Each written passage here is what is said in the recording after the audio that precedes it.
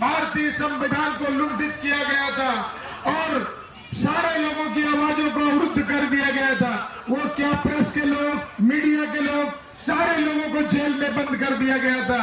Press में वही छपता था जो वो चाहती थी, जो वो बोलती थी वही प्रेस में छपता था। इस तरह की अराजकता जिन लोगों ने फैलाई, आज वो संविधान का हवाला देते हैं।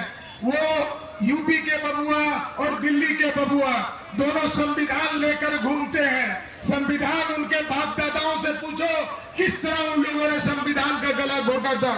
इन्हीं शब्दों के साथ मैं अपनी वाणी को विराम देता हूं। भारत माता की, भारत माता की। দেওয়া হয়েছিল বহু সাংবাদিক এবং প্রেসের লোকেদের জেলে পাঠানো হয়েছিল। অজস্র নেতা জেলখানায় ছিল। অটল বিহারী বাজপেয়ী, লালকৃষ্ণ আদবানি, রাজনাথ সিং সহ প্রচুর রাষ্ট্রীয় স্বয়ংসেবক সংঘ সহ জনসংঘ সহ 26টা অর্গানাইজেশনকে নিষিদ্ধ ঘোষণা করা হয়েছিল।